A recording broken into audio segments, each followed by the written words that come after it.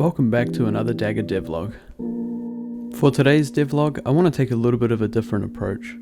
While a lot's been done since the last devlog, I think it'd be cool to go over a little bit about the inspiration of this game and maybe a little bit about its direction of where I want it to go. I haven't really gone over that so far since I've been diving into a lot of the technical stuff, and I'll definitely be doing a feature review, but I think a change of pace might be cool.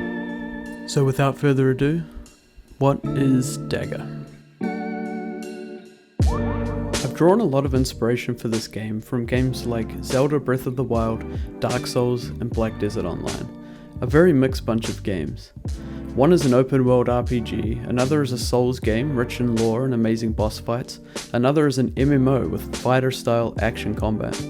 I titled this game my dream game in my first episode because while it is a learning experience for me right now, the end result will be a game that I can be proud of and that I would really enjoy playing. Many people would probably advise against this approach I'm taking, jumping directly into a dream game development. People would probably say things like, start small, work your way up. You don't want to burn out your game development in the learning phase. And while I generally agree with this sentiment, for me, it is that I am actually taking that approach with my game. My goal is to build up parts of my game bit by bit, having fun learning how it could work and rewriting things as I develop more skills. I personally need to be working on something long term, something broad in scope that I'm excited to see come together every day. DAGGER is very much a mix of the games I mentioned above.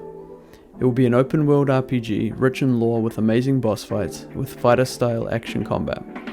Here is a high level overview of the game's core story. This is still very much in early design, and is subject to change, but here it is. 7 different land regions, controlled by different lords, and the player's main mission is to defeat each lord. The current people of this world know their world is the land of the 7 sins. However, the main character wants to pursue the legend of the land of the 7 stars. Thus, he discovers that when the lord of his region has been defeated, the land has been purified and is abundant with life. The lords of the lands still refer to the land of the 7 stars as their dominion. However, their subjects who are treated unfairly and unjustly refer to the land as the lands of the 7 sins. The general direction of the story is as follows. You start as a character from a poor farming village. The village has been affected by the corruption of the royal leadership of that region and lack of law and order. Your character has reached adulthood and is ready to take on the challenges of discovering the legend of the 7 stars, which will inevitably lead him to the liberation of his region. You will then begin your journey outside the village, in any order you choose. The village will link to 2 different suburbs where you will find a town for your next set of quests. I have been storyboarding and developing the game design for a few months now with my wife, and it's been coming along really nicely, but there is still a ton more to be done. Here is an example of the starting zone storyboarding and design. Images will come soon. First off, the aesthetic. Swaying golden wheat fields surrounding the path towards the city's surroundings. A golden sea of wheat. A gold tinge everywhere you look, giving a sense of warmth and humidity. So golden that fall is definitely on its way. The dairy farm/poultry farm needs to have water sources nearby, perhaps a pond, and each village having their own well. 2 to 3 villages scattered across the region, a dairy farm and a poultry farm. Interactions. Player starts in this region with a red or white cloth blouse, with a soft warm leather vest, beige pants, with a cheap moth-bitten belt and boots that look like they're about to fall apart. Introduction. The starting cutscene will be a dream from the main character about how things have changed. We then have the player waking up in a shirt and pants. We will have the player equip our leather vest, boots and sword from the chest at the foot of their bed as part of the tutorial. The player is then prompted to leave the house. Once outside the house, we are interrupted by an old lady who has just witnessed thugs robbing the grain silo and urges us to please help. A quest marker will appear and we are given our first quest to protect the village, stop the thugs from stealing our food supply. This quest will act as our tutorial for interactions like dialogue and combat. Open world. The world will be opened up after the tutorial in this village, which led our main character to committing to his adventure across the land. There will be a landscape intro, similar to that of Breath of the Wild's intro. There will be an incentive to complete challenges in the region, but there is no requirement to complete each region in any given order starting off. The incentive will be gold rewards, items, and experience. This gives us a very basic design for our introduction into the game, and the look and feel we're expecting to get across to the player. It's a taste of some of the game design and direction that I intend to take with Dagger. I should mention that the name of this game is still up in the air and might end up changing. Anyway, with all that out of the way, I hope that gives a sense of what I envision for this game right now. So, let's jump into the progress part of this devlog now, shall we? Reworked the entire movement system. The movement system in Dagger is going to be one of the hardest challenges to get right. I want to make sure we are getting a good mix of weight and fluidity in the movement. When our character cycles through its different states, the movement needs to be seamless, so writing the movement in a way that allows the states of our character to manipulate and control the flow of movement is really important. The current movement system was very basic. It uses the built-in Unity character controller, which is just not suitable for how I want to handle the movement. The main challenge I had with this approach was getting the falling support to work correctly, and there were issues where the collider was clipping with other colliders very easily and it wasn't straightforward to fix. So, it was time to completely rework the movement.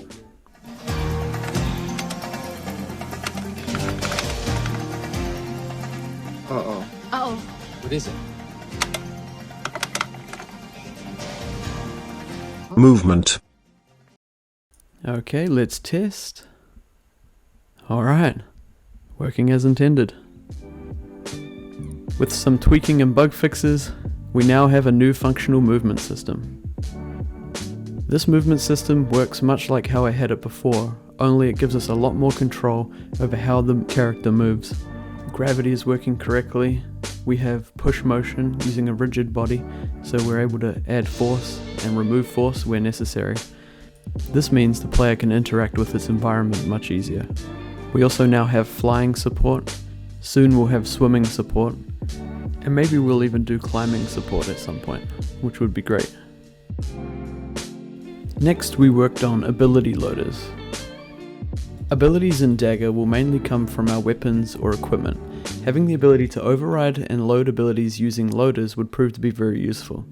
Our creature's ability map is based on an ability type enum, and we can add any number of abilities here. If an ability is registered, we are able to invoke this ability, mainly through player inputs. Now we can invoke an ability loader on our creature that effectively replaces the abilities on that creature. This means that different mechanics of the game are able to influence the type of abilities our creature has, and we have the ability to load and unload them as we please.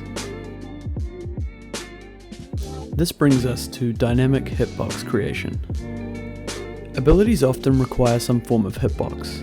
In majority of cases, the weapon's hitbox is good enough, but there are times where we might want things like area of effect or AoE abilities that deal damage in a more dynamic way. So, I needed to implement a system that allowed us to spawn in hitboxes that we can then trigger from our animations. I did this by adding hitbox definitions to our abilities. These definitions can either have their own scriptable object, or they can be embedded in the ability's hitbox definitions array. The hitbox can then be defined from the animation using the onHitbox activate, providing the name of the hitbox generated in our ability. The hitbox will be removed once the ability is completed.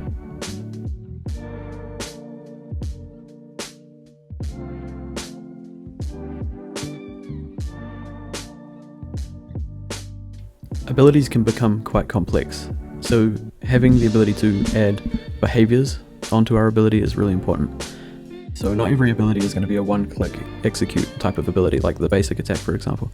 There are some abilities that retain state and also need to be adaptive to other variables in their environment. So a good example for this was the block ability.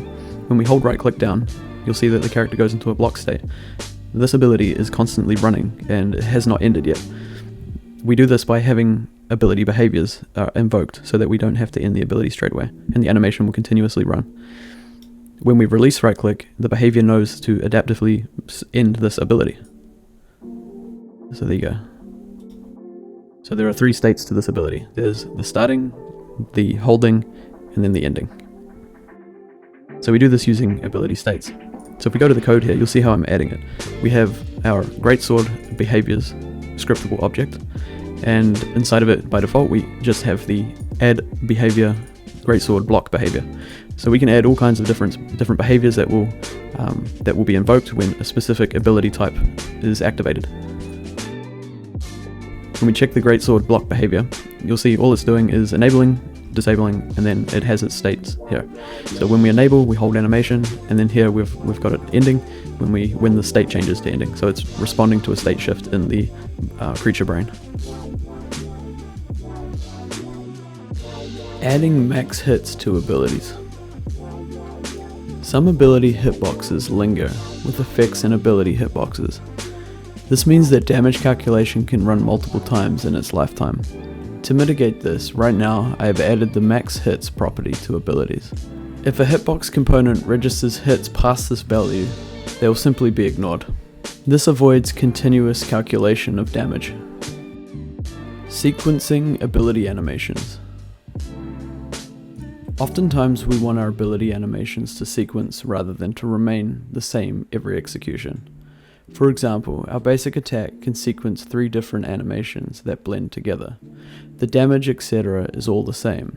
However, the animation is not. This also means that we can split up our ability, allowing its execution in the same sequence. Backdraw outline shader. I wanted to play around a little bit with some shaders, and one of the shaders is the outline shader. I want to make sure you can see your player even though your camera is obstructed by another object, like for example this dragon. In most cases the camera will actually collide with objects, but there will be other cases where you won't be able to see your player and it's important to see the outline. So this was just a fun little thing to add. Here are some other noteworthy changes. Added particle collisions to ability particles. Improved effect positioning using a quaternion of our player rotation. Inventories now save. Dragon. Added impact motion to ability damage. Added some sample weapon models. The Jade Sword, Salvage Katana, Snakestone Axe, and Molten Greatsword. Added dual weapon support. Added dual axes. Played around with the foot inverse kinematics. Wasn't very good. Added some nice pretty Unity icons for our scriptable objects. And that's everything for this devlog. Thank you all so much for sticking around until the end. I really hope you enjoyed, and if you did, it would mean so much to me if you could leave a like and subscribe. So until the next video, take care.